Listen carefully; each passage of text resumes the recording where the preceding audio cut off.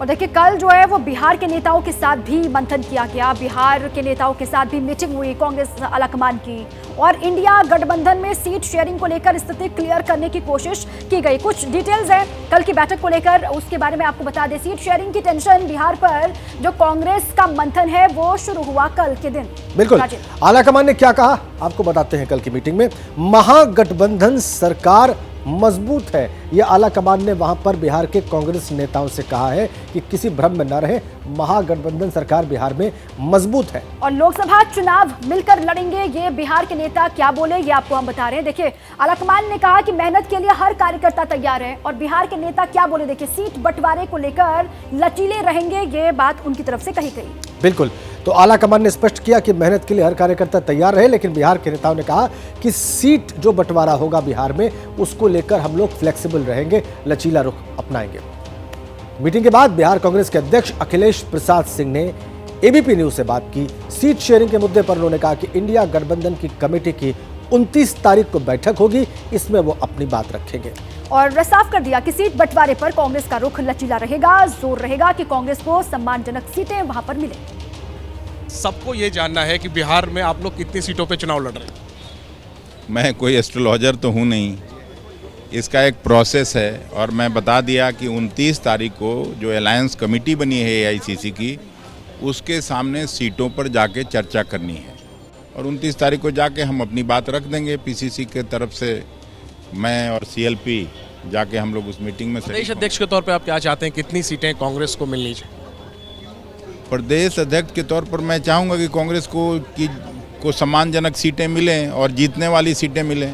और मतलब क्या कोई आंकड़ा बताना चाहेंगे सर? कोई पिछली बार आप लोग आपके पास बताने के लिए नहीं है, इंटरनल उसमें आप मेरी कोई मदद भी नहीं कर पाए। एक रिएक्शन आपका चाहेंगे। एबीपी न्यूज को सूत्रों से ये पता चला है कि 17 सीटें जेडीयू, 17 सीटें आरजेडी, 4 सीटें कांग्रेस, 2 सीटें वाम दलों को। ये एक फार्मूला है अंदरूनी। आप अपना सूत्र ठीक करने का कोशिश करिए। कह रहे कांग्रेस 4 से ज्यादा, आपका सूत्र ही नहीं ठीक है। सर नीतीश कुमार को इंडिया अलायंस की कमान देने के या संयोजक बनाने की मांग जेडीयू की तरफ से तो की जा रही थी। अब शकील अहमद खान जो आपके विधायक दल के नेता हैं, उनकी तरफ से इस तरीके के संकेत आए हैं। क्या नीतीश कुमार को इंडिया अलायंस का संयोजक बनाया जाना चाहिए प्रदेश अध्यक्ष के तौर पर? ये सब बयान से बचना चाहिए लोगों को।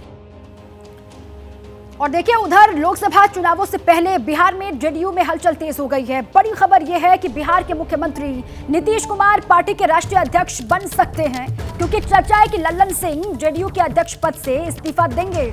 माना यह जा रहा है कि जेडीयू की राष्ट्रीय परिषद की बैठक से पहले लल्लन सिंह पार्टी अध्यक्ष पद से इस्तीफा दे सकते हैं। और खबर ऐसी है कि लल्लन सिंह ने नीतीश कुमार से राष्ट्रीय अध्यक्ष के पद से मुक्त किए जाने का आग्रह किया था। हालांकि नीतीश कुमार ने उनसे लोकसभा चुनाव तक पद पर बने रहने को कहा था। इसके बारे में डिटेल्स आपके सामने हम रखने जा रहे हैं कि लल्लन सिंह की विदाई क्यों हो रही है।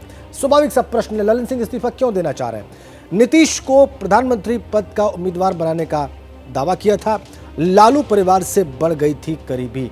और देखिए इंडिया का संयोजक बनाने का भी दिखाया था सपना, और साथ ही पार्टी अध्यक्ष के तौर पर बर्ताव से कई नेता नाराज। सूत्रों के हवाले से ये जो बात सामने आई, इंडिया गठबंधन का संयोजक बनाने का भी सपना दिखाया था, सूत्र ये बता रहे हैं। और साथ ही ये भी कि पार्टी अध्यक्ष के तौर पर बर्ताव से कई नेता पार्टी में ही नाराज बताए जा रहे हैं। बिल्कुल, और ये तमाम जानकारियां सूत्रों के हवाले से हमारे पास है। हमारे सहयोगी इस वक्त हमारे साथ जुड़ चुके हैं। हमारे सहयोगी प्रकाश कुमार हमारे साथ जुड़े हुए हैं, हमारे सहयोगी अभिषेक उपाध्याय भी हमारे साथ लाइव कनेक्ट है। पहले प्रकाश के पास चलते हैं। इस सारे प्रकरण से जुड़ी हुई बहुत गहरी जानकारियां उनके पास हैं। इस बात की चर्चा लगातार कई दिनों से है प्रकाश, तो ये फाइनली अनफोल्ड कब तक हो सकता है और स्थितियां आगे क्या बन सकती हैं? देखिए नीतीश कुमार कल 28 तारीख को सुबह दिल्ली के लिए रवाना होंगे, और वहां पर कल ही पार्टी पदाधिकारियों की बैठक है। उसमें हालांकि नीतीश कुमार नहीं शामिल होंगे, लेकिन 29 तारीख को अहम बैठक है, जो सुबह में जो पहले पाले में राष्ट्रीय कार्यकारिणी की बैठक होगी, और उसमें ऐसी उम्मीद जताई जा रही है कि लल्लन सिंह उसमें इस्तीफा का ऐलान करेंगे, और वहीं पर फिर से एक बार ये मांग उठेगी, ये प्रस्ताव आएगा कि नीतीश कुमार को संभालना चाहिए पार्टी हित में, और लोकसभा चुनाव को देखते हुए ये प्रस्ताव पारित होगा जो राष्ट्रीय परिषद में जाएगा और फिर वहाँ अंतिम मुहर लगेगी। इस तरह की बातें सामने आ चुकी है। अब नीतीश कुमार ही फैसला करेंगे कि उनको कब क्या कैसे क्या करना है।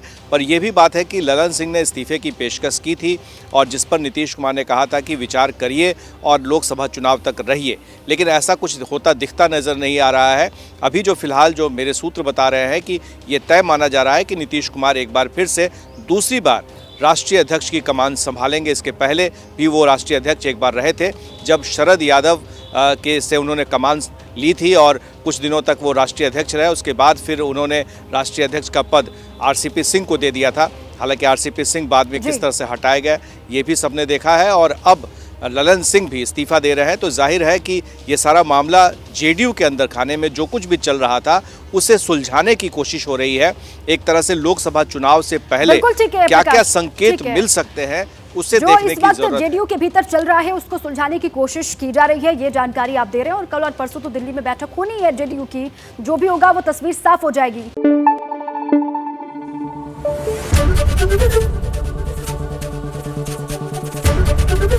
एबीपी न्यूज आपको रखे आगे।